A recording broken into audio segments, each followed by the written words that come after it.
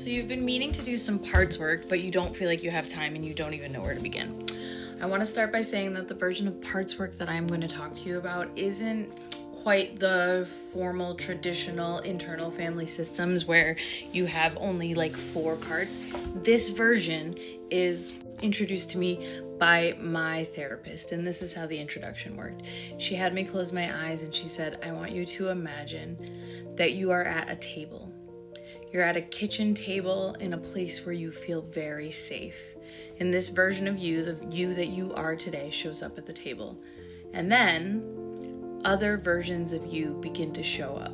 People you've been at other parts and times in your life. Maybe they're characterized by ages, stages, professions, but we all know we show up differently as a mother versus a wife versus that girl we were in high school. Now, in this first time at my inner table, my therapist asked me which part of me wanted to come forward and speak. But you don't even need to go that far. What you do need to do is take a note out on your phone and start writing down your inner table. So for me, there was CEO Molly, there was graduate school Molly, there's mother Molly. We've got hippie Molly and teen Molly and little Molly at various ages and stages. So I wanted to tell you just a few things I've done on the healing front when beginning to work with these versions of Molly. Number 1, recognize any feeling they put up is valid at the time. I was talking to a friend who was trying to say, ooh, she shouldn't have been feeling that way at that time. But actually, that version of you was feeling exactly as they needed to be feeling in that moment. So I'll be in the bath and I'll go back to like a moment in time, a moment that's really visceral for me, that I was having some sort of challenging emotion. And I'll put my current self right next to her and I will reassure her that, wow, yeah, it really does suck. I will point out some of the reasons why it's hard if me at that time period couldn't even articulate them. I will just sit and hold space for that person I was. And I've done this enough times through the course of my own history that there are times when I can sense future me coming back and holding that kind of space for me in the present. So that's the bath time activity. Once per bath or shower, once a week or so, pick a challenging memory and just go back and hold space for yourself. For the part of yourself that feels most put in a box. For me, high school Molly had a lot of restrictions on what I was allowed to say, how I was allowed to do my makeup, but what I was allowed to do with my clothes. So for this period of time when I was healing her, I literally wore a choker, the choker that didn't fly at my house in the 90s, and I just like loved it and shredded it in style. There were some days when I would put my hair up in 2 buns because that is who I was at that time, who I didn't feel totally comfortable being or inhabiting.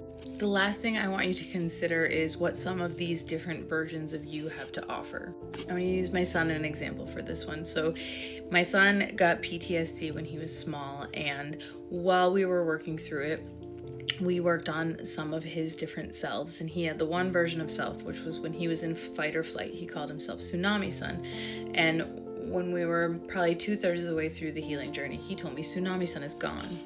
And I said, no, he's not, he can't be. And he said, no, he is, Mom, because he felt shame about some of the actions that he performed when he was this version of himself. And I said, do you think you could get a message to him? And my son said, sure. And I said, can you tell Tsunami Son thank you?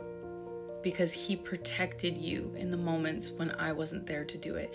And my son leapt across the top bunk of his bed and into my arms because I took that part of him, and instead of making him shameful and sweeping him under the rug, I gave him purpose. And so for us, Tsunami Son is the protector. He's gonna jump in and fight if anything bad is threatening my son or his little sister. I call on Teacher Molly when Mother Molly is feeling really frustrated and overwhelmed with my kids, but I knew how to command a classroom of 25 kids, and I'll pull her up, embody her, and use some of those techniques. I call on Teen Molly when I need to do something that's a little bit rebellious or off script because that is what she wanted to do and be in the world. She's perfect for small acts of defiance or bringing a little bit of feisty fire to holding boundaries.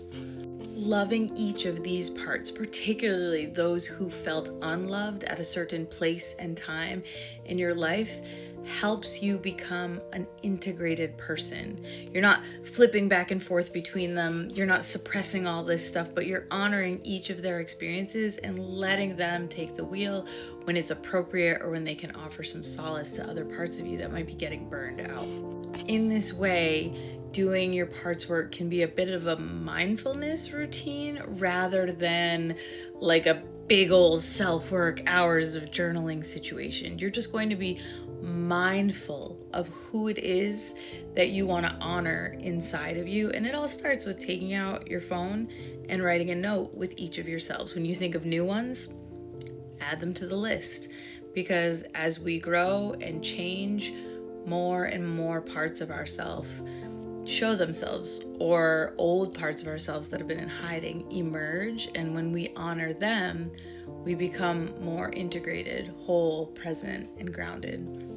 If you have questions, please put them in the comments. If you have simple self-work activities that I have missed, also put those in the comments. And if you have questions, I would love to make you follow-up videos. So let's get to work.